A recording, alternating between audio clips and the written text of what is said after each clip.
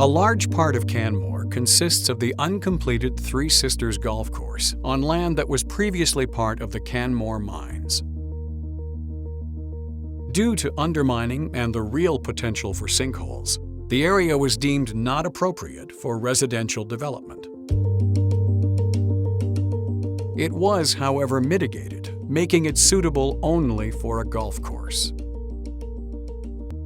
Another factor in approving the golf course was that it would act as a buffer between dense housing and the critical wildlife corridor, a need that still exists today. In 2009, due to a sharp downturn in the demand for recreational properties brought on by the economic crisis of the day, the owners declared bankruptcy, and the golf course was never completed. In 2013, PricewaterhouseCoopers, PwC, was the receiver for the lands, while Three Sisters was in bankruptcy yet again. In an attempt to get greater value for the land, they proposed a revised area structure plan that would see the unfinished golf course being rezoned to accommodate commercial and residential use. However, after learning of the undermining issues, PwC immediately withdrew the application. In September 2020, the current landowner, Three Sisters Mountain Village, produced draft area structure plans which detail their vision for concentrated residential and commercial development on this land. Their vision today looks remarkably similar to the abandoned 2013 PwC proposal.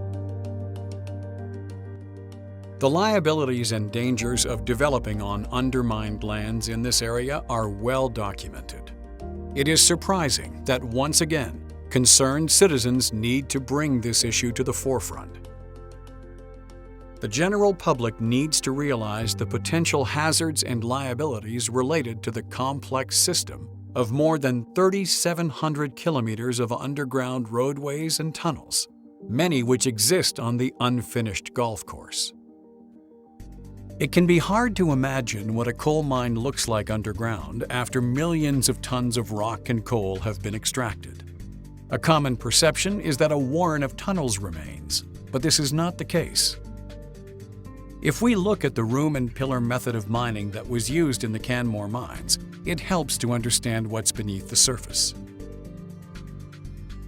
An initial slope was driven into one of the lower coal seams.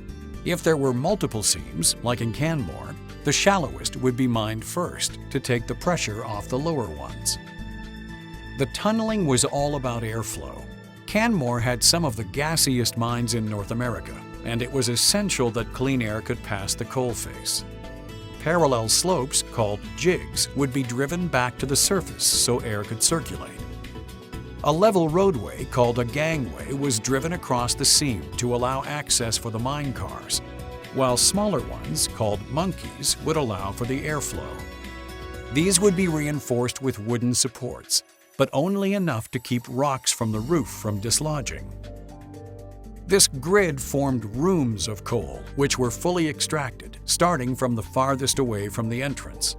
This was done so any roof collapse wouldn't block the way out. The pillars in the room and pillar method were only maintained along the main slope to protect the exit. When the section was complete, only the pillars of the main roadways would remain. Everything else would be temporarily supported with wooden props. The roof was expected to collapse once the mining had moved on to the next section. Over time, the evacuated seam would collapse, and the void would migrate toward the surface, eventually forming slumps and sinkholes. The town of Canmore and its citizens are very familiar with problems caused by void migration and sinkholes on undermined lands. In 2004, there was a major sinkhole where part of the highway collapsed on the Three Sisters Parkway. A couple of kilometers away is Highway 742, the Spray Lakes Road. The area under the highway was mined over 100 years ago, and when the road was built, there had been no evidence of any mine collapses. Recently, however, underground void migration has been detected, and mitigation is being done to prevent a sinkhole there. In 2010, yet another sinkhole appeared, this time on Durgis Gate in the Three Sisters Creek neighborhood. After being fenced off for 7 years, a permanent solution to fix the issue was estimated to cost $1,700,000. A Band-Aid fix was applied instead, costing Alberta taxpayers $600,000.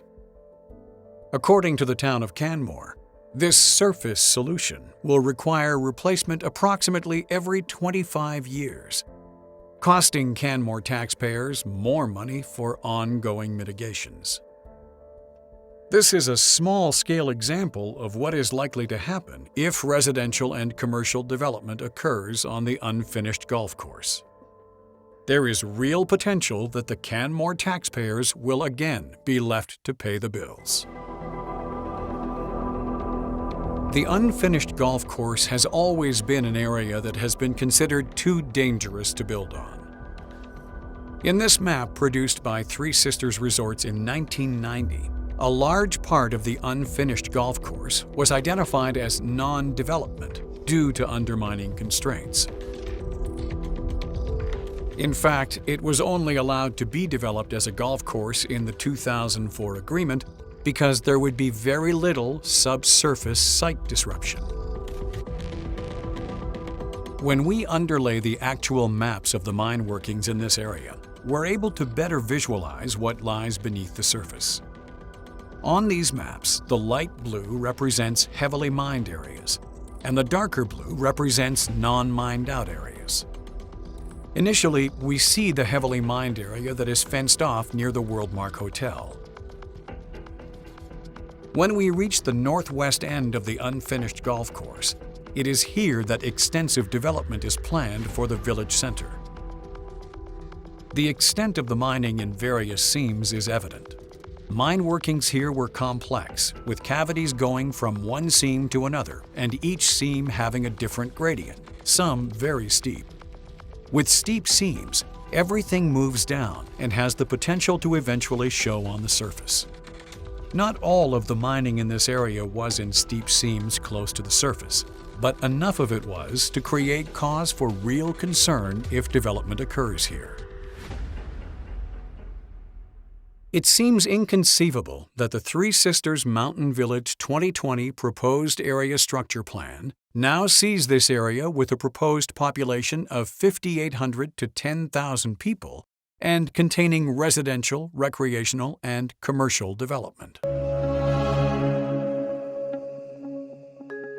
Building on top of the near-vertical mined-out coal seams in this area has typically been avoided due to the large cost in trying to mitigate the danger.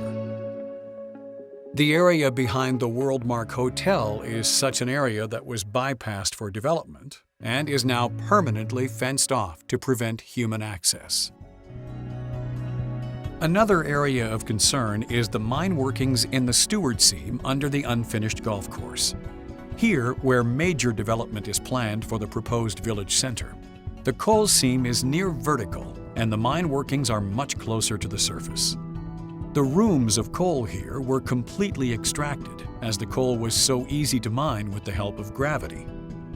Eventually, though, the roof, which is more akin to a wall, collapses. Because the debris doesn't bulk up and support the roof, it keeps settling lower in the seam, and a large void can appear in the weaker shale layers.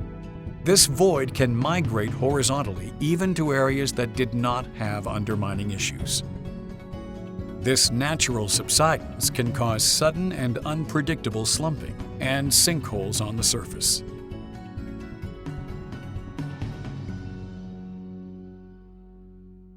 The undermining issues on the Three Sisters land are complex. Compounded on top of all the geological exploration and engineering required for mitigation is the question of liability.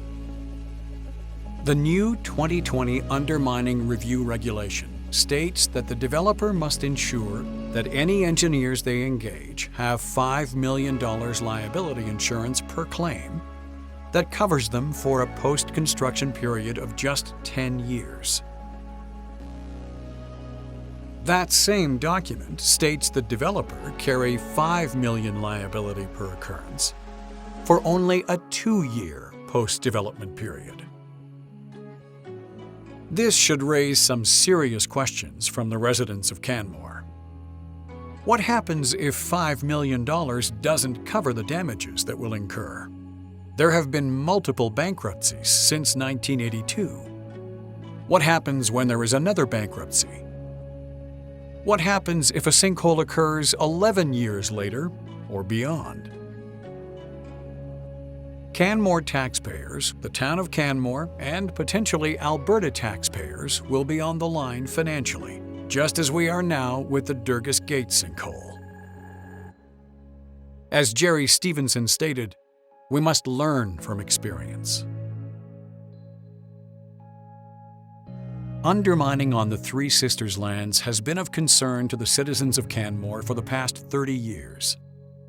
The local knowledge and expertise from engineer and former mine manager Jerry Stevenson and third-generation miner Ray Hamela has greatly assisted Canmore residents in understanding the issues. Multiple attempts of redevelopment on the unfinished golf course have all been abandoned because of these same undermining issues.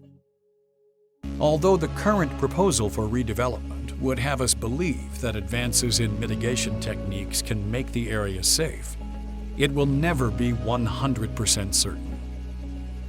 The reality is that it's not a matter of if there will be sinkholes. It's a matter of when the sinkholes will occur.